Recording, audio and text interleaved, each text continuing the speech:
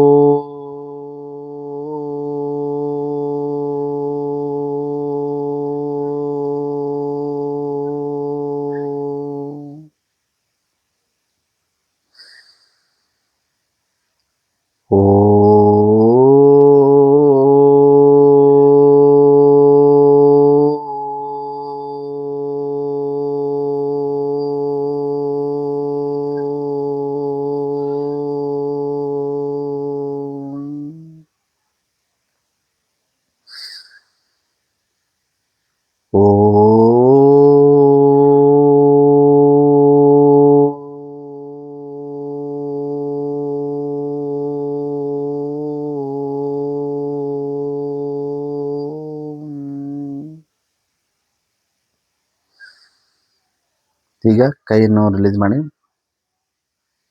ಎರಡು ಕೈಯನ್ನು ಒರೆಸ್ಕೊಂಡು ಚೆನ್ನಾಗಿ ಉಜ್ಜಿಕೊಂಡು ಕಣ್ಣನ್ನು ರೆಪ್ಪೆಯನ್ನು ಒರೆಸಿ ಆರಾಮದಾಯಕವಾಗಿ ಕಣ್ಣನ್ನು ತೆರೆಯಿರಿ. ಸೊ ಇದು ಸ್ನೇಹಿತರೆ ಓಂಕಾರ. ಓಂಕಾರ ನೋಡಿ ಸ್ನೇಹಿತರೆ, ಓಂಕಾರ ನಾವು ದಿನನಿತ್ಯ ಓಂಕಾರ ನಮಗೆ ನಮ್ಮ ಧ್ವನಿ ಪೆಟ್ಟಿಗೆಗೆ ಸಂಜೀವಿನಿ ಅಂತಲೇ ನಾನು ನಿಮಗೆ ಹೇಳ್ಕೊಡ್ತೀನಿ ಸ್ನೇಹಿತರೆ. ಯಾಕಂತಂದರೆ ಪ್ರತಿನಿತ್ಯ ನಾವು ಓಂಕಾರ ಮಾಡೋದ್ರಿಂದ, ನಾವು ಪ್ರತಿನಿತ್ಯ ಮಾತಾಡೋದ್ರಿಂದ ಹಿಡಿದು, ಓದೋದ್ರಿಂದ ಹಿಡಿದು, ಬೋಧನೆ ಮಾಡೋದ್ರಿಂದ ಹಿಡಿದು, ಟೀಚಿಂಗ್ ಮಾಡೋದನ್ನ ಹಿಡಿದು, ಮತ್ತು ಸಿಂಗಿಂಗ್ ಮಾಡೋದ್ರಿಂದ ಹಿಡಿದು, ಮತ್ತು ಆ್ಯಂಕರಿಂಗ್ ಅಂದರೆ ಪ್ರತಿಯೊಬ್ಬರು ನಾವು ಪ್ರತಿನಿತ್ಯ ನಾವು ಮಾತನ್ನೇನು ಬಳಸ್ತೀವಿ ಆ ಶಬ್ದಗಳು ಸ್ವಚ್ಛವಾಗಿ ಮತ್ತು ಸ್ಪಷ್ಟವಾಗಿ ಬರಬೇಕಂತಂದರೆ ನಿಮ್ಮ ಧ್ವನಿ ಪೆಟ್ಟಿಗೆ ಬಹಳ ಮುಖ್ಯ. ಧ್ವನಿ ಪೆಟ್ಟಿಗೆಯನ್ನು ಇಂಪ್ರೂವ್ ಮಾಡಬೇಕಂತಂದರೆ ನೀವು ಓಂಕಾರವನ್ನು ಪ್ರತಿನಿತ್ಯ 21 ಬಾರಿ ನೀವು ಮಾಡಬೇಕು ಸ್ನೇಹಿತರೆ. ಅದರಿಂದ ನಿಮಗೆ ನಮ್ಮ ಧ್ವನಿ ಪೆಟ್ಟಿಗೆ ಇಂಪ್ರೂವ್ ಆಗುತ್ತೆ ಸ್ನೇಹಿತರೆ. ಸೊ ಇದು ಆಯಿತು. ಮತ್ತು ಜೊತೆಗೆ ನಮ್ಮ ಕುತ್ತಿಗೆಯ ಕೆಳಭಾಗ ಎಲ್ಲಕ್ಕೆ ಅದು ಸ್ಪರ್ಶ ಮಾಡತಕ್ಕಂಥ ಮತ್ತು ಶ್ವಾಸಕೋಶದ ಉಸಿರಾಟದ ಜೊತೆಗೆ ನಾವು ವ್ಯಾಯಾಮ ಮಾಡ್ತೀವಿ. ಅವಾಗ ಶ್ವಾಸಕೋಶದ ಆರೋಗ್ಯ ಕೂಡ ಸುಧಾರಿಸುತ್ತೆ ಸ್ನೇಹಿತರೆ. ಸೊ ಬನ್ನಿ ಈಗ ನೆಕ್ಸ್ಟು ಭ್ರಾಮರಿಯನ್ನು ಮಾಡೋಣ ಸ್ನೇಹಿತರೆ. ಭ್ರಾಮರಿಯನ್ನು ಮಾಡಬೇಕಂತಂದರೆ ನೋಡಿ, ನಾವು 3 ಬೆರಳನ್ನು ಈ ಥರ ಮಡಚಿ ಹೆಬ್ಬೆರಳನ್ನು ಮಧ್ಯದಲ್ಲಿ ಹಾಕೊಂಡು ಮತ್ತು ಕಿರುಬೆರಳನ್ನು ಮೇಲೆ ಇದು ಬಿಟ್ಕೊಂಡು ಈ ಥರ ನೀವು ಕುಳಿತುಕೊಳ್ಳಿ ಸ್ನೇಹಿತರೆ. ಇದನ್ನು ನಾವು ಶಂಖಮುದ್ರ ಅಂತ ಕರಿತೀವಿ. ನೀವು ಉಸಿರನ್ನು ತಗೊಳ್ಳೋ ಇದನ್ನು ಸ್ವಲ್ಪ ಪುಷ್ ಮಾಡಬೇಕು, ಈ ಥರ ಪುಷ್ ಮಾಡಬೇಕು. ನಿಧಾನವಾಗಿ ಎಷ್ಟಾಗುತ್ತೆ ಅಷ್ಟು ಆರಾಮದಾಯಕವಾಗಿ ಉಸಿರನ್ನು ತಗೊಂಡು ಭ್ರಾಮರಿಯನ್ನು ಮಾಡತಕ್ಕಂಥದ್ದು ಮಾಡಿ ಸ್ನೇಹಿತರೆ.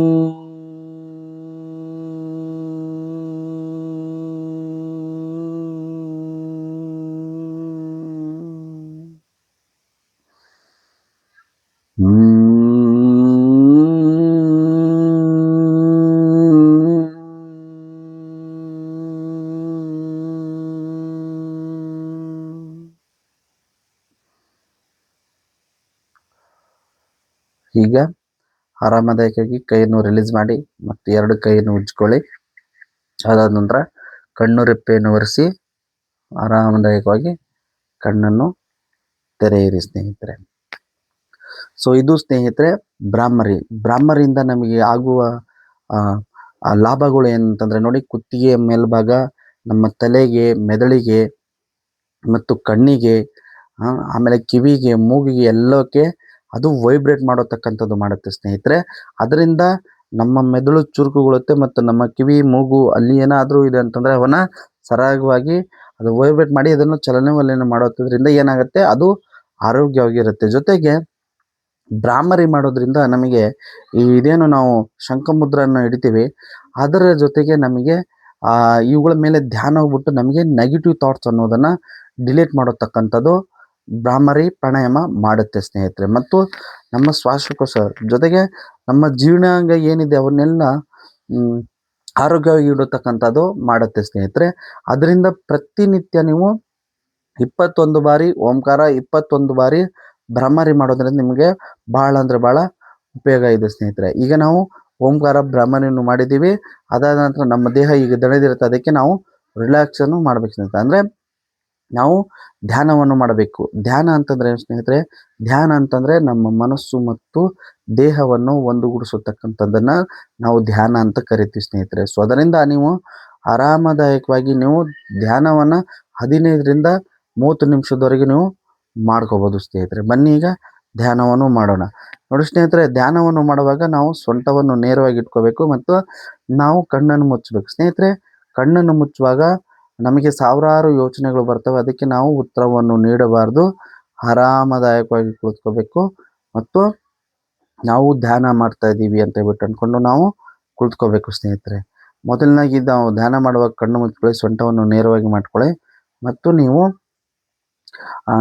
ನಮ್ಮ ದೇಹದಲ್ಲಿರೋ ಎಲ್ಲ ಭಾಗಗಳನ್ನು ನಾವು ಗುರುತಿಸ್ಕೊಂಡು ಬರ್ಬೇಕು ಸ್ನೇಹಿತರೆ. ಒಂದೊಂದಾಗಿ ನಮ್ಮ ದೇಹದಲ್ಲಿರೋ ಎಲ್ಲ ಭಾಗಗಳನ್ನು ಅದರ ಅಡಿಯಿಂದ ಮೂಳೆಯವರೆಗೆ ಎಲ್ಲವನ್ನು ಗುರುತಿಸ್ಕೊಂಡು ಬರ್ಬೇಕು ಸ್ನೇಹಿತರೆ ಒಂದೊಂದಾಗಿ. ನಿಧಾನವಾಗಿ ಒಂದೊಂದಾಗಿ ಉರಿಸ್ಕೊಂಬರೋಣ. ನೋಡಿ, ನಮ್ಮ ತಲೆ ಕೂದಲು, ಹಣೆ, ಕಣ್ಣು ರೆಪ್ಪೆ, ಮೂಗು, ಬಾಯಿ, ಹಲ್ಲು, ನಾಲಿಗೆ, ಕಿವಿ, ಈ ಥರ ಎಲ್ಲ ಭಾಗಗಳು ನಾವು ನಿಧಾನವಾಗಿ ಗುರ್ತಿಸ್ಕೊಂಡು ಬರಬೇಕು ಸ್ನೇಹಿತರೆ.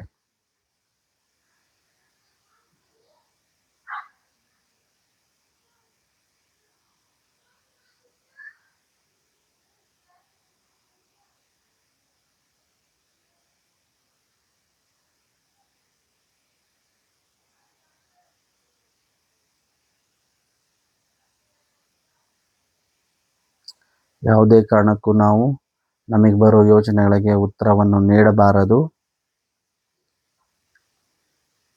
ಸೊಂಟವನ್ನು ನೇರವಾಗಿ ಇರಿಸಬೇಕು. ನಮ್ಮ ದೇಹದಲ್ಲಿರೋ ಎಲ್ಲ ಅಂಗಾಂಗಗಳಿಗೆ ಪ್ರತಿನಿತ್ಯ ನಾವು ಗುರುತಿಸೋದ್ರಿಂದ ಅವುಗಳನ್ನು ನಾವು ನೆನಪಿಗೆ ತರೋ ಥರ ಆಗುತ್ತೆ ಮತ್ತು ಅವುಗಳಿಗೆ ಚಲನೆ ಅವುಗಳಿಗೆ ಶಾಂತಿಗೊಳಿಸತಕ್ಕಂಥದ್ದು ಆಗತ್ತೆ ಸ್ನೇಹಿತರೆ.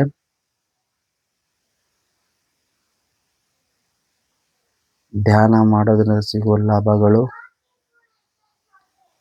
ಆತ್ಮವಿಶ್ವಾಸ, ಆತ್ಮಸ್ಥೈರ್ಯ, ಏಕಾಗ್ರತೆ, ಎಲ್ಲಕ್ಕಿಂತಾಗಿ ನಮಗೆ ನಮ್ಮ ಜೀವನದಲ್ಲಿ ಡಿಸಿಪ್ಲಿನ್ ಅನ್ನೋದನ್ನು ನಮಗೆ ಕಲಿಸ್ಕೊಡುತ್ತೆ ಸ್ನೇಹಿತರೆ. ಮಾತಾಡೋ ಮಾತುಗಳು ಸ್ಪಷ್ಟವಾಗಿ ಬರ್ತವೆ. ಒಳ್ಳೆಯ ಆಲೋಚನೆಗಳು ಕೆಟ್ಟ ಆಲೋಚನೆಗಳನ್ನೆಲ್ಲ ಡಿಲೀಟ್ ಮಾಡುತ್ತೆ.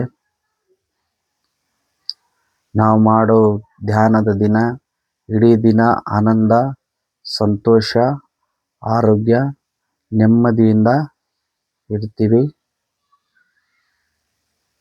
ಸೊ ರಿಲ್ಯಾಕ್ಸ್ ಆಗಿ ನಮ್ಮ ದೇಹದಲ್ಲಿರೋ ಎಲ್ಲ ಅಂಗಾಂಗಗಳನ್ನು ನಿಧಾನವಾಗಿ ಗುರುತಿಸಾದ ನಂತರ ಸ್ನೇಹಿತರೆ, ನೋಡಿ, ನಮ್ಮ ಸೊಂಟ ಕೆಳಗಡೆ ಬಗ್ಗಿರುತ್ತೆ. ಸೊಂಟವನ್ನು ನೇರವಾಗಿ ಮಾಡ್ಕೊಳ್ಳಿ.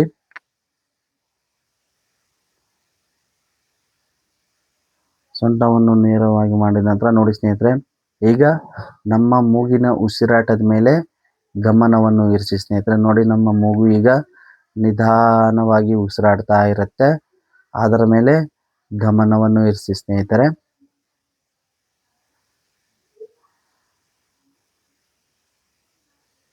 ರಿಲ್ಯಾಕ್ಸ್ ಆಗಿ ಕುಳಿತುಕೊಳ್ಳಬೇಕು. ಯಾವುದೇ ಕಾರಣಕ್ಕೂ ಯೋಚನೆಗಳಿಗೆ ಉತ್ತರ ನೀಡಬೇಡಿ. ಈಗ ನಿಮ್ಮ ದೇಹದಲ್ಲಿರೋ ಎಲ್ಲ ಅಂಗಾಂಗಗಳನ್ನು ಗುರುತಿಸ್ಕೊಂಡು ಬಂದಿದ್ದೀರಾ. ಈಗ ನಿಮ್ಮ ಉಸಿರಾಟದ ಮೇಲೆ ಗಮನವನ್ನು ಇರಿಸಿದ್ದೀರಿ. ನಿಧಾನವಾಗಿ ಉಸಿರು ತಗೊಂಡು ಉಸಿರು ಬಿಡೋದು ಮಾಡ್ತಾ ಇರಿ. ನಮ್ಮ ಮೂಗು ಹೇಗೆ ಉಸಿರಾಡ್ತಾ ಇದ್ದಾರೆ ಅನ್ನೋದ್ರ ಮೇಲೆ ಗಮನ ಇರಬೇಕು.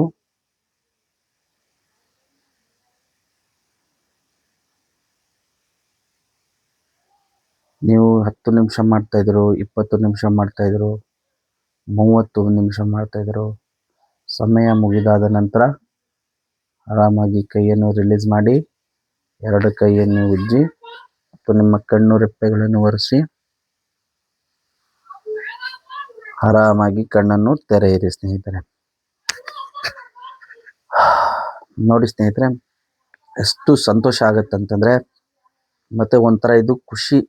ಯಾಕೆಂತಂದರೆ ಪ್ರತಿನಿತ್ಯ ಧ್ಯಾನ ನಾವು ಮಾಡುವಾಗ ನಮಗೆ ಸಿಗತಕ್ಕಂಥದ್ದು ಇದೇ ಸ್ನೇಹಿತರೆ. ನಮಗೆ ನೆಮ್ಮದಿ ಇರಬೇಕು, ನಮ್ಮ ಮನಸ್ಸನ್ನು ಹಗರ ಮಾಡಬೇಕು, ಒತ್ತಡಗಳನ್ನು ದೂರ ಮಾಡಬೇಕು. ಆವಾಗ ನಮ್ಮ ಮನಸ್ಸು ಮತ್ತು ದೇಹ ಎರಡು ಒಗ್ಗೂಡಿಸಿದನ್ನ ಅಭ್ಯಾಸ ಮಾಡುವಾಗ ಏನಾಗಿರುತ್ತೆ, ನಮಗೆ ನಮ್ಮ ಮೆದುಳಿಗೆ ಏಕಾಗ್ರತೆ ಅನ್ನೋದು ಬರುತ್ತೆ, ನೆನಪಿನ ಶಕ್ತಿ ಜಾಸ್ತಿ ಆಗುತ್ತೆ ಮತ್ತು ನಮ್ಮ ಇಡೀ ದೇಹವನ್ನು ನಾವು ಶಾಂತಿಗೊಳಿಸ್ತೀವಿ. ಆವಾಗ ಅವುಗಳ ಚಲನವಲನೆಯ ಅಬ್ಸರ್ವೇಷನ್ ಅಂದರೆ ನಾವು ಗಮನವನ್ನು ಫೋಕಸ್ ಅನ್ನೋದನ್ನು ನಾವು ಇಡೋದು ನಮಗೆ ಇಂಪ್ರೂವ್ ಆಗುತ್ತೆ. ಯಾವುದೇ ಒಂದು ಕೆಲಸ ಮಾಡಬೇಕಂತಂದರೆ ಏನಾಗುತ್ತೆ, ನಮಗೆ ಒತ್ತಡ, ಅದು ಒಂದು ಇದು ಒಂದು ಆ ಥರ ಏನೇನೋ ಒಂದು ಗಲಿಬಿಲಿ ಆಗಿಬಿಟ್ಟು ಕಾನ್ಸಂಟ್ರೇಷನ್ ಅನ್ನೋದನ್ನು ಬೆಳವಣಿಗೆ ಮಾಡ್ಕೋಬೇಕಂತಂದ್ರೆ ನೀವು ಪ್ರತಿನಿತ್ಯ ಧ್ಯಾನ ಬಹಳ ಮುಖ್ಯವಾಗಿರುತ್ತೆ ಸ್ನೇಹಿತರೆ. ಸೊ ಬನ್ನಿ, ಈಗ ನಾವು ಓಂಕಾರ ಭ್ರಮರಿ ರಿಲ್ಯಾಕ್ಸೇಷನ್ ಮಾಡಿದ್ವಿ. ನಾನು ನಿಮಗೆ ತಿಳಿಸ್ಕೊಡ್ತಿರ್ತಕ್ಕಂಥ ಆಹಾರ, ದವಸ ಧಾನ್ಯಗಳು ಮತ್ತು ತರಕಾರಿಯ ನಿಮಗೆ ಜೀರ್ಣ ಆಗಬೇಕಲ್ವಾ. ಸೊ ಆ ಜೀರ್ಣಗೋಸ್ಕರ ನಾವು ಏನು ಮಾಡಬೇಕಂತಂದರೆ ಪ್ರತಿನಿತ್ಯ ಕಪಾಲಭಾತಿ ಪ್ರಾಣಾಯಾಮ ನಮ್ಮ ಹೊಟ್ಟೆ ಭಾಗಕ್ಕೆ ಬಹಳ ಮುಖ್ಯವಾದದ್ದು ಸ್ನೇಹಿತರೆ. ಅದರಿಂದ ಕಪಾಲಭಾತಿ ಪ್ರಾಣಾಯಾಮ ಪ್ರತಿನಿತ್ಯ ನಾವು 2ರಿಂದ 3 ನಿಮಿಷ ಕಪಾಲಭಾತಿ ಪ್ರಾಣಾಯಾಮ ಮಾಡೋದ್ರಿಂದ ನೋಡಿ ನಮ್ಮ ಹೊಟ್ಟೆಯಲ್ಲಿ ಇರತಕ್ಕಂಥ ಎಲ್ಲ ಅಂಗಾಂಗಗಳಿಗೆ ಅದು ವ್ಯಾಯಾಮ ಮಾಡಿಸತಕ್ಕಂಥದ್ದು ಮಾಡುತ್ತೆ. ಮತ್ತು ಜೊತೆಗೆ ನಮ್ಮ ತಲೆ ಮೆದುಳು ಏನಿರ್ತಲ್ಲ ಅದಕ್ಕೆ ಬೆಳಕು ಕೊಡತಕ್ಕಂಥದ್ದು ಮಾಡುತ್ತೆ ಸ್ನೇಹಿತರೆ. ಕಪಾಲ ಅಂತಂದರೆ ತಲೆ, ಬೆಳಕು ಅಂತಂದರೆ ಮತ್ತು ಕಪಾಲ ಭಾತಿ ಅಂತಂದರೆ ಬೆಳಕು ಸ್ನೇಹಿತರೆ. ಅದರಿಂದ ನಮ್ಮ ಮೆದುಳಿಗೆ ಬೆಳಕು ಕೊಡತಕ್ಕಂಥ ಶಕ್ತಿ ಮತ್ತು ನಮ್ಮ ಹೊಟ್ಟೆಯಲ್ಲಿ ಇರತಕ್ಕಂಥ ಎಲ್ಲ ಅಂಗಾಂಗಗಳಿಗೆ ವ್ಯಾಯಾಮ ಮಾಡಿಸತಕ್ಕಂಥ ಶಕ್ತಿ ಈ ಕಪಾಲಭಾತಿಗಿದೆ ಸ್ನೇಹಿತರೆ. ಯಾವಾಗ ನಮ್ಮ ಹೊಟ್ಟೆ ಸ್ವಚ್ಛವಾಗಿರುತ್ತೋ ಆವಾಗ ನಮ್ಮ ತಲೆ ಕೂಡ ಸ್ವಚ್ಛವಾಗಿರುತ್ತೆ ಅಂತ ಹೇಳ್ತೀನಿ ಸ್ನೇಹಿತರೆ ನಿಮಗೆ. ಅದರಿಂದ ಪ್ರತಿನಿತ್ಯ ನೀವು ಓಂಕಾರ, ಭ್ರಮರಿ, ರಿಲ್ಯಾಕ್ಸೇಷನ್ ಮತ್ತು ನೀವು ಧ್ಯಾನವನ್ನು ಪ್ರಾಣಾಯಾಮವನ್ನು ಮಾಡ್ತಾ ಇದ್ದೀರಿ ಅಂತಂದರೆ SP Suryam life studio YouTube channel ವಿಡಿಯೋದಲ್ಲಿ ಎಲ್ಲವನ್ನೂ ನಾನು ನಿಮಗೆ ಧ್ಯಾನ, ಪ್ರಾಣಾಯಾಮ, ಮುದ್ರಾ ಪ್ರಾಣಾಯಾಮಗಳ ಬಗ್ಗೆ ಎಲ್ಲವನ್ನೂ ಮಾಹಿತಿಯನ್ನು ನನ್ನ ವಿಡಿಯೋಗಳಿದ್ದಾವೆ, ಎಲ್ಲವೂ ನೋಡಿ ಸ್ನೇಹಿತರೆ. ಆ ವಿಡಿಯೋಗಳು 1-2 ನೋಡೋದ್ರಿಂದ ನಿಮಗೆ ಗೊತ್ತಾಗಲ್ಲ. ಎಲ್ಲ ವಿಡಿಯೋಗಳು ನಿಧಾನವಾಗಿ ನೋಡಿ ಮತ್ತು ಯಾವ್ಯಾವ ಥರ ನಾನು ಧ್ಯಾನ ಮಾಡಿದ್ದೀನಿ ಅಂತ ನೀವು ತಿಳ್ಕೊಂಡು ಧ್ಯಾನವನ್ನು ಶುರು ಮಾಡಿ ಸ್ನೇಹಿತರೆ. ಸೊ ಬನ್ನಿ ಈಗ ನಾವು ಕಪಾಲಭಾತಿ ಪ್ರಾಣಾಯಾಮವನ್ನು ಮಾಡೋಣ. ಕಪಾಲಭಾತಿ ಪ್ರಾಣಾಯಾಮ ಮಾಡಬೇಕಂತಂದ್ರೆ ನೀವು ಚಿನ್ಮುದ್ರದಲ್ಲಿ ಕೂತ್ಕೊಳ್ಳಿ. ಯಾಕಂದರೆ ನಿಮ್ಮ ಹೊಟ್ಟೆ ಉಸಿರಾಟವನ್ನು ನಿಮಗೆ ಗೊತ್ತಾಗಬೇಕದು. ಅದರಿಂದ ಆರಾಮಾಗಿ ಈ ಥರ ಕೂತ್ಕೊಳ್ಳಿ. ನಿಧಾನವಾಗಿ ಉಸಿರು ತಗೊಂಡು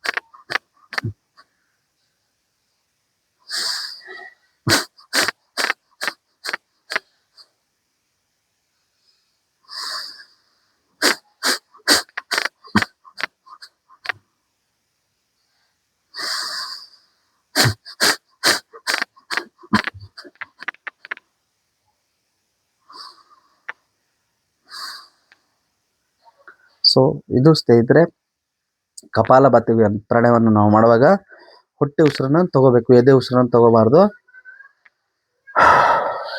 ಸೊ ಅವಾಗ ಏನಾಗುತ್ತೆ, ನಮ್ಮ ಹೊಟ್ಟೆ ಪಂಪ್ ಮಾಡೋದನ್ನು ನಾವು ಮಾಡ್ತೀವಿ. ಅವಾಗ ನಮ್ಮ ಬ್ಲಾಡರ್ಗಳು ಅವು ಮೇಲಕ್ಕೆ ಎಗರ್ತವೆ. ಅದರಿಂದ ನಮ್ಮ ಹೊಟ್ಟೆಯಲ್ಲಿರ್ತಕ್ಕಂಥ ಎಲ್ಲ ಅಂಗಾಂಗಗಳಿಗೆ ವ್ಯಾಯಾಮ ಮಾಡತಕ್ಕಂಥದ್ದು ಆಗತ್ತೆ ಸ್ನೇಹಿತರೆ. ಅಂದರೆ ದೊಡ್ಡ ಕರಳು, ಚಿಕ್ಕ ಕರಳು, ಹಾರ್ಟು, ಲಿವರು, ಕಿಡ್ನಿ, ಈ ಥರ ಎಲ್ಲವಕ್ಕೆ ಶ್ವಾಸಕೋಶ, ಜೀರ್ಣಕ್ರಿಯೆ ಭಾಗ ಎಲ್ಲವನ್ನು ವ್ಯಾಯಾಮ ಮಾಡಿಸತಕ್ಕಂಥದ್ದು ಮಾಡುತ್ತೆ ಸ್ನೇಹಿತರೆ. ಸೊ ಅದರಿಂದ ಪ್ರತಿನಿತ್ಯ 2ರಿಂದ 3 ನಿಮಿಷ ನೀವು ಆರಾಮಾಗಿ ಕಪಾಲಭಾತಿ ಪ್ರಾಣಾಯಾಮವನ್ನು ನೀವು ಮಾಡ್ಕೋಬೋದು. ಇದು ನಮ್ಮ ಹೊಟ್ಟೆಯ ಭಾಗಕ್ಕೆ ರಾಮಬಾಣ ಇದ್ದಂಗೆ ಸ್ನೇಹಿತರೆ. ಪ್ರತಿನಿತ್ಯ ಮಿತವಾಗಿ ಮಾಡ್ಕೊಳ್ಳಿ ಮತ್ತು ಆರೋಗ್ಯವಾಗಿರಿ ಅಂತ ಹೇಳ್ತೀವಿ ಸ್ನೇಹಿತರೆ. ಬನ್ನಿ ಈಗ ನಾವು ಧ್ಯಾನವನ್ನು ಮಾಡಿದ್ದೀವಿ. ಯಾರು ದಯವಿಟ್ಟು ಈ ಹೊಸದಾಗಿ ಈ ವಿಡಿಯೋ ನೋಡ್ತಾ ಇದ್ರೆ SP Suryam life studio YouTube channel ಫ್ಯಾಮಿಲಿಗೆ ಜಾಯ್ನ್ ಆಗಿ ಫ್ಯಾಮಿಲಿ ಮೆಂಬರ್ ಆಗಿ ಅಂತ ಹೇಳ್ತಾ ನಿಮಗೆ ಇದೇ ಥರ ಪ್ರತಿನಿತ್ಯ ಹೊಸ ವಿಡಿಯೋಗಳನ್ನು ನಿಮಗೋಸ್ಕರ ತರ್ತಾ ಇರ್ತೀನಿ ಸ್ನೇಹಿತರೆ. ದಯವಿಟ್ಟು ನೀವು ಧ್ಯಾನವನ್ನು ಮಾಡೋದು ಕಲೀರಿ ಮತ್ತು ನಿಮ್ಮ ಫ್ಯಾಮಿಲಿ ಎಲ್ಲರಿಗೂ ಧ್ಯಾನದ ಬಗ್ಗೆ ಅರಿವು ಮೂಡಿಸಿ. ಯಾಕಂತಂದರೆ ನೀವು ಮೊದಲು ಮಾಡಿ ನೀವು ಅದನ್ನು ಅನುಭವಿಸಿ ಸ್ನೇಹಿತರೆ. ನಿಮಗೆ ಹೇಗೆ ಅನಿಸುತ್ತೆ ಅನ್ನೋದನ್ನು ನೋಡಿಕೊಂಡು ನಿಮ್ಮ ಫ್ಯಾಮಿಲಿಗೆ ಎಲ್ಲರಿಗೆ ನೀವು ಇದನ್ನು ಕಲಿಸ್ಕೊಡಿ ಮತ್ತು ಫ್ಯಾಮಿಲಿ ಎಲ್ಲರೂ ಆರೋಗ್ಯವಾಗಿರಿ ಅಂತ ಹೇಳ್ತಾ ಬನ್ನಿ ಸ್ನೇಹಿತರೆ. ನಾವು ಈಗ ಇವತ್ತಿನ ತಂದಿರತಕ್ಕಂಥ ಮೊದಲನೇದು ಫ್ಲೆಕ್ಸ್ ಸೀಡ್ಸ್ ಅಂತ ಹೇಳ್ಬಿಟ್ಟು ಏನು ಹೇಳಿದ್ದೀನಿ, ಅಗಸೆ ಬೀಜ ಅಂತ ನಾವು ಇದನ್ನೇನು ಕರಿತೀವಿ ಕನ್ನಡದಲ್ಲಿ ಸ್ನೇಹಿತರೆ. ಇದರ ಬಗ್ಗೆ ಕೆಲವೊಬ್ಬರಿಗೆ ಗೊತ್ತಿರ್ಬೋದು, ಕೆಲವೊಬ್ಬರಿಗೆ ಗೊತ್ತಿದೆ ಇರೋರಿಗೆ ಈ ವಿಡಿಯೋವನ್ನು ನೋಡಿ ನೀವು ತಿಳ್ಕೊಳ್ಳಿ ಸ್ನೇಹಿತರೆ. ಇದು ಬಂದ್ಬಿಟ್ಟು ಅಗಸೆ ಬೀಜ. ಅಂದರೆ ನಾವು ಇದನ್ನು ಡೈರೆಕ್ಟಾಗಿ ನೀರಲ್ಲಿ ನೆನೆಸಿ ಕುಡಿಯೋದ್ರಿಂದ ಇದು ನಮಗೆ ಉಪಯೋಗ ಆಗಲ್ಲ. ಇದನ್ನು ಏನು ಮಾಡಬೇಕಂತಂದರೆ ಸ್ನೇಹಿತರೆ, ನೀವು ಪ್ರತಿನಿತ್ಯ ಇದನ್ನು 1ರಿಂದ 2 ಚಮಚ ಅಗಸೆ ಬೀಜ ಇದನ್ನು ನಾವು ಕುಟಾಣಿಯಿಂದ ಕುಟ್ಕೋಬೇಕು ಸ್ನೇಹಿತರೆ. ಕುಟಾಣಿಯಿಂದ ಕುಟ್ಕೊಂಡು 1 ರಿಂದ 2 ಚಮಚ ಅಷ್ಟೇ ಸಾಕು ಸ್ನೇಹಿತರೆ, ಜಾಸ್ತಿ ಬಳಸಬಾರ್ದು. 1 ರಿಂದ 2 ಚಮಚವನ್ನು ತಗೊಂಡು ನಾವು ಕುಟಾಣಿಯಿಂದ ಚೆನ್ನಾಗಿ ಕುಟ್ಕೊಂಡು ಅದನ್ನು ನಾವು ತಣ್ಣೀರಲ್ಲಿ 1 ಗ್ಲಾಸ್ ತಗೊಳ್ಳಿ, ಗಾಜಿನ ಗ್ಲಾಸಲ್ಲಿ. ಆ ತಣ್ಣೀರಲ್ಲಿ ನೀವು ಕುಟ್ಟಿರತಕ್ಕಂಥ ಪೌಡ್ರನ್ನ ಅದರಲ್ಲಿ ಹಾಕಿ ರಾತ್ರಿ ನೆನೆ ಇಡಿಸ್ಬೇಕು ಸ್ನೇಹಿತರೆ. ರಾತ್ರಿ ನೀವು ನೆನೆ ಇಟ್ಟು ಬೆಳಿಗ್ಗೆ ಇದನ್ನು 2 ನಿಮಿಷ ಕುದಿಸ್ಬೇಕು. ಆ 1 ಗ್ಲಾಸ್ ನೀರೇನಿರುತ್ತಲ್ಲ 2 ನಿಮಿಷ ಕುದಿಸಿ ಅದಾದ ನಂತರ ಒಂದು 5 ರಿಂದ 10 ನಿಮಿಷ ಅದನ್ನು ತಣ್ಣಗಾಗಲಿಕ್ಕೆ ಬಿಡಿ ಸ್ನೇಹಿತರೆ. ತಣ್ಣಗಾದ ನಂತರ ಅದೇನಾಗಿರುತ್ತೆ, ಒಂದು ಥರ ಜಿಡ್ಡು ಥರ ಬಂದಿರುತ್ತೆ ಅದರದ್ದು ಅಂಶ. ಅಂದರೆ ಈ ಬೆಂಡೆಕಾಯಿ ಹೇಗೆ ರಸವನ್ನು ಬಿಡುತ್ತೆ ಅದೇ ಥರ ಅದು ಜೊಲ್ಲು ಥರ ಬಿಟ್ಟಿರುತ್ತೆ. ಸೊ ಅದನ್ನು ನೀವು ಪ್ರತಿನಿತ್ಯ ಖಾಲಿ ಹೊಟ್ಟೆಯಲ್ಲಿ ತಗೊಂಡ್ರೆ ಇದು ಯಾರ್ಯಾರಿಗೆ ಕೆಲಸ ಮಾಡುತ್ತಪ್ಪ ಅಂತಂದರೆ, ಮೊದಲನೇದಾಗಿ ಮಲಬದ್ಧತೆ, ಅಂದರೆ ನನಗೆ ಬಾತ್ರೂಮ್ ಹೋಗ್ಲಿಕ್ಕೆ ತುಂಬ ಕಷ್ಟ ಆಗ್ತಿದೆ, ಟೂಲ್ಸ್ ಜಾಸ್ತಿ ಗಟ್ಟಿ ಬರ್ತಾ ಇದೆ, ತಿಂದಿರೋದು ಜೀರ್ಣ ಆಗ್ತಾ ಇಲ್ಲ ಅನ್ನೋರಿಗೆ ಜೀರ್ಣದ ಬಗ್ಗೆ ಬಹಳ ಅಂದರೆ ಬಹಳ ರಾಮಬಾಣವಾಗಿ ಕೆಲಸ ಮಾಡುತ್ತೆ. ಜೊತೆಗೆ ನೀವು ಬಾತ್ರೂಮ್ ಹೋಗ್ಲಿಕ್ಕೆ ಅಂದರೆ ಕಾನ್ಸ್ಟಿಪೇಷನ್ ಅಂತ ಹೇಳ್ಬಿಟ್ಟು ಏನು ಹೇಳ್ತೀವಲ್ಲ, ಮಲಬದ್ಧತೆ, ಸೊ ಅದನ್ನು ನಿವಾರಣೆ ಮಾಡಲಿಕ್ಕಿದ್ರು ಬಹಳ ಅಂದರೆ ಬಹಳ ಉತ್ತಮಕಾರಿಯಾಗಿದೆ ಸ್ನೇಹಿತರೆ. ಜೊತೆಗೆ ಇದು ರಕ್ತ ಶುದ್ಧಿ ಮಾಡತಕ್ಕಂಥದ್ದು ಅಂಶ ಇದರಲ್ಲಿ ಹೊಂದಿದೆ. ಮತ್ತು ಇದರಲ್ಲಿ ಬಹಳ ಅಂತಂದರೆ ಏನು ಸಕ್ಕರೆ ಕಾಯಿಲೆಗೆ ಕಡಿಮೆ ಮಾಡತಕ್ಕಂಥದ್ದು ಅಂಶ ಇದು ಹೊಂದಿದೆ. ಮಧುಮೇಹ ರೋಗ ಅಂತ ಏನು ಹೇಳ್ತೀವಿ ಅದು, ಜೊತೆಗೆ ತೂಕ ಇಳಿಕೆ ಮತ್ತು ನಮ್ಮ ಹೃದಯದ ರೋಗವನ್ನು ಕಾಪಾಡಕ್ಕಂತ ಸ್ನೇಹಿತರೆ. ಇದು ಅಗಸೆ ಬೀಜ ಅಂತ ಏನು ಹೇಳಿದೆ, ಇದರಲ್ಲಿ ಉಷ್ಣ ಅಂಶ ಜಾಸ್ತಿ ಇದೆ ಸ್ನೇಹಿತರೆ. ಹೃದಯದ ತೊಂದರೆ ಇರೋರಿಗೂ ಇದು ನಾನೇನು ಹೇಳ್ದಲ್ಲ ಇದೇ ಪದ್ಧತಿಯಲ್ಲಿ 2 ಬೀಜ ತಗೋಬೇಕು, ಅದನ್ನು ಪೌಡ್ರ್ ಮಾಡಿಬಿಟ್ಟು ರಾತ್ರಿ ಗಾಜಿನ ನೀರಲ್ಲಿ ನೆನೆಟ್ಟು ಬೆಳಗ್ಗೆ 2 ನಿಮಿಷ ಕುದಿಸಿ 5 ರಿಂದ 10 ನಿಮಿಷ ಅದನ್ನು ತಣ್ಣಗೆ ಮಾಡಿ ಸೇವನೆ ಮಾಡೋದ್ರಿಂದ 2 ಸ್ಪೂನ್ ತಗೋಬೇಕು, ಜಾಸ್ತಿ ತಗೋಬಾರ್ದು. ಮೊದಲನೇದು ಮಲಬದ್ಧತೆ ತೊಂದರೆ ಮತ್ತು ರಕ್ತ ಶುದ್ಧಿ ಮಾಡತಕ್ಕಂಥದ್ದು. ಇನ್ನೊಂದು 3ನೇದು ಬಂದ್ಬಿಟ್ಟು ನಿಮಗೆ ಹಾರ್ಟ್ ಪ್ರಾಬ್ಲಮ್ ಇರೋರಿಗೆ ಬಹಳ ಅಂದರೆ ಬಹಳ ಉಪಯೋಗಕಾರಿಯಾಗಿದೆ ಸ್ನೇಹಿತರೆ ಇದು. ಸೊ ಇದನ್ನು ನೀವು ಇದನ್ನು ಮಾಡೋ 2 ರಿಂದ 3 ದಿನಕ್ಕೆ ನಿಮಗೆ ರಿಸಲ್ಟ್ ಬರತಕ್ಕಂಥದ್ದಾಗತ್ತೆ. ಇದನ್ನು ನೀವು 21 ದಿವಸ ಮಾಡ್ಕೊಳ್ಳಿ ಸ್ನೇಹಿತರೆ. ಮತ್ತು ಇದನ್ನು ಯಾರು ತಗೋಬಾರ್ದಂತಂದರೆ, ನೀವೇನು ಮಕ್ಕಳು ಮಾಡಬೇಕಂತ ಪ್ಲಾನ್ ಮಾಡ್ತಿರೋರು ಹೆಣ್ಣಾಗಲಿ ಗಂಡಾಗಲಿ ಇದನ್ನು ತಗೋಬೇಡಿ, ಮಿಕ್ಕಿದವರೆಲ್ಲ ತಗೋಬೋದು. ಯಾಕಂತಂದರೆ ಹೆಣ್ಣಾಗಲಿ ಗಂಡಾಗಲಿ ನೀವೇನು ಮಕ್ಕಳು ಬೇಕಂತ ಹೇಳ್ಬಿಟ್ಟು ಪ್ಲಾನ್ ಮಾಡೋರು ಇದನ್ನು ತಗೋಬಾರ್ದು ಸ್ನೇಹಿತರೆ. ಯಾಕಂತಂದರೆ ಇದರಲ್ಲಿ ಉಷ್ಣಾಂಶ ಜಾಸ್ತಿ ಇದೆ. ಅದರಿಂದ ಹಾರ್ಟಿನ ತೊಂದರೆ ಇರೋರಿಗೆ ಅಂತ ಇದು ರಾಮಬಾಣ ಸ್ನೇಹಿತರೆ. ಹಾರ್ಟಿನ ತೊಂದರೆ ಇರೋರು ಮತ್ತು ಮಲಬದ್ಧತೆ ಇರೋರಿಗೆ ಭಾಳ ಅಂದರೆ ಭಾಳ ರಾಮಬಾಣ ಇದ್ದಂಗೆ. ಮತ್ತು ನಾವು ಜಾಸ್ತಿ ಫ್ಯಾಟ್ ಇದ್ದೀನಿ, ದಪ್ಪ ಇದ್ದೀನಿ, ನನ್ನ ತೂಕ ಜಾಸ್ತಿ ಇದೆ ಅನ್ನೋರು ಕೂಡ ಇದನ್ನು ಬಳಸ್ಬೋದು ಸ್ನೇಹಿತರೆ. ಬಹಳ ಅಂದರೆ ಭಾಳ ಉಪಯೋಗಕಾರಿಯಾಗಿದೆ ಸ್ನೇಹಿತರೆ. ಇದು ಫ್ಲೆಕ್ಸ್ ಸೀಡ್ ಅಂತ ಹೇಳ್ಬಿಟ್ಟು ಕರೀತಾರೆ, ನಾವು ಕನ್ನಡದಲ್ಲಿ ಅಗಸೆ ಬೀಜ ಅಂತ ಹೇಳ್ಬಿಟ್ಟು ಕರಿತೀವಿ ಸ್ನೇಹಿತರೆ. ಇದರ ಬಗ್ಗೆ ನಾನು ಪೂರ್ತಿ ಮಾಹಿತಿ ಡಿಸ್ಕ್ರಿಪ್ಷನಲ್ಲಿ ಹಾಕಿರ್ತೀನಿ, ದಯವಿಟ್ಟು ನೀವು ಡಿಸ್ಕ್ರಿಪ್ಷನ್ನ ನೀವು ಓದ್ಬೇಕು ಸ್ನೇಹಿತರೆ. ಅದರಿಂದ ನಿಮಗೆ ಭಾಳ ಅಂದರೆ ಭಾಳ ಉಪಯೋಗ ಇದೆ. ಯಾಕಂತಂದರೆ ನಾನು ಹೇಳೋದು ಯಾವುದು ಅದಲ್ಲಿ ಬದಲಿ ಆಗಬಾರ್ದು. ಮತ್ತು ಇದು ಬಹಳ ಏನು ಹೇಳ್ತೀನಿ, ಅಮೃತವನ್ನ ಜಾಸ್ತಿ ತೊಗೊಂಡ್ರೆ ವಿಷ ಆಗತ್ತೆ ಅಂತ ಹೇಳ್ಬಿಟ್ಟು ನಾವೇನು ಹೇಳ್ತೀವಲ್ಲ, ಅದೇ ಥರ ಯಾವುದೇ ಒಂದು ವಸ್ತುವನ್ನು ನಾವು ಕಡಿಮೆ ಪ್ರಮಾಣದಲ್ಲಿ ತಗೊಂಡು ಆರೋಗ್ಯನ ಬೆಳೆಸತಕ್ಕಂಥದ್ದು, ವೃದ್ಧಿ ಮಾಡತಕ್ಕಂಥದ್ದು ಮಾಡಬೇಕು ಸ್ನೇಹಿತರೆ. ಅದರಿಂದ 1 ರಿಂದ 2 ಟೀ ಸ್ಪೂನ್ ಸಾಕು ಸ್ನೇಹಿತರೆ ಅಗಸೆ ಬೀಜ. ಸೊ ಇದ್ರ ಬಗ್ಗೆ ನಾನು ಡಿಸ್ಕ್ರಿಪ್ಷನಲ್ಲಿ ಬರೆದಿರ್ತೀನಿ, ದಯವಿಟ್ಟು ನೋಡಿ.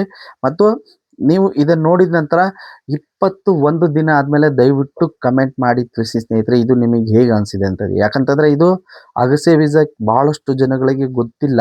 ಸೊ ಅದರಿಂದ SP Sunil life studio YouTube ಚಾನಲ್ಗೆ ನಿಮಗೆ ಈ ಮಾಹಿತಿಯನ್ನು ತಿಳಿಸ್ತಾ ಇದ್ದೀನಿ. ಇದನ್ನು ಮಿತಿಯಾಗಿ ಬಳಸಿ ಮತ್ತು ಆರೋಗ್ಯವಾಗಿರಿ ಅಂತ ಹೇಳ್ತೀನಿ ಸ್ನೇಹಿತರೆ. ಬನ್ನಿ ಸ್ನೇಹಿತರೆ, ಈಗ ನಾವು ಏಲಕ್ಕಿ ಬಗ್ಗೆ ನಾವು ಮಾತಾಡೋಣ ಸ್ನೇಹಿತರೆ.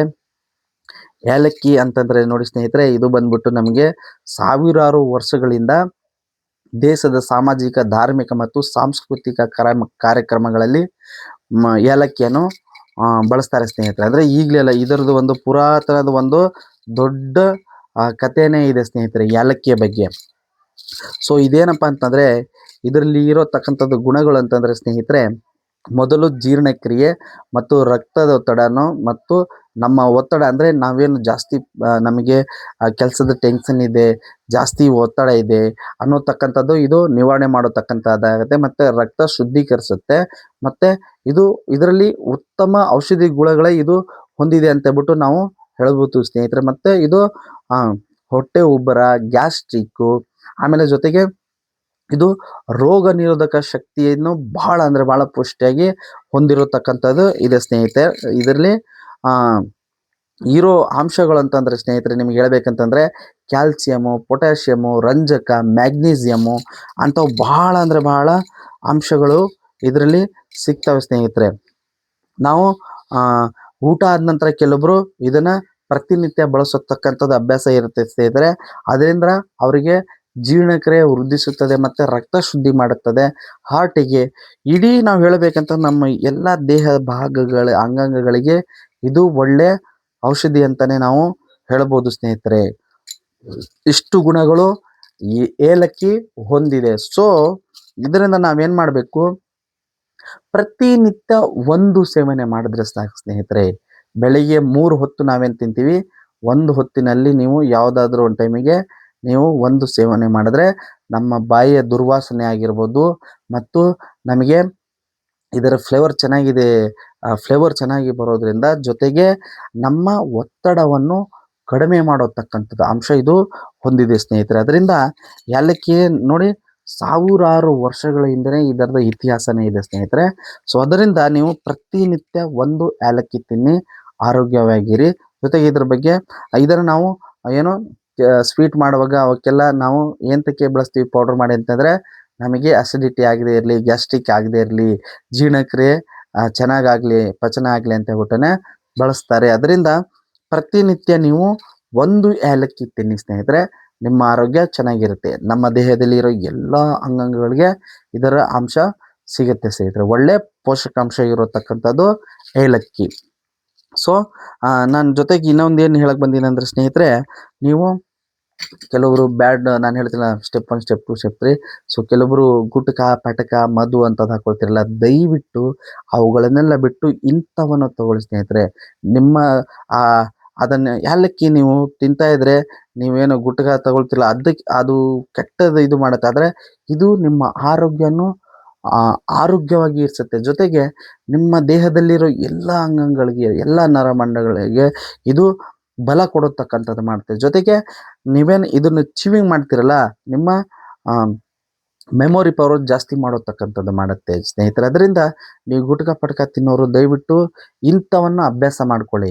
ಇಂಥವು ತಿನ್ನೋದ್ರಿಂದ ನಿಮಗೆ ಆರೋಗ್ಯನೂ ಚೆನ್ನಾಗಿರುತ್ತೆ ಮತ್ತು ನೀವೇನು ಬಾಯಿಯಲ್ಲಿ ಗುಟ್ಕ ತಿನ್ನೋ ಥರನೂ ನಿಮಗೆ ಆಗುತ್ತೆ. ಅದರಿಂದ ಆ ಗುಟ್ಕನ ಬಿಟ್ಬಿಟ್ಟು ಏಲಕ್ಕಿಯನ್ನು ತಿಂದು ನಿಮ್ಮ ಆರೋಗ್ಯ ಸುಧಾರಿಸ್ಕೊಳ್ಳಿ ಅಂತ ಹೇಳ್ಬಿಟ್ಟು ಹೇಳ್ತೀನಿ ಸ್ನೇಹಿತರೆ.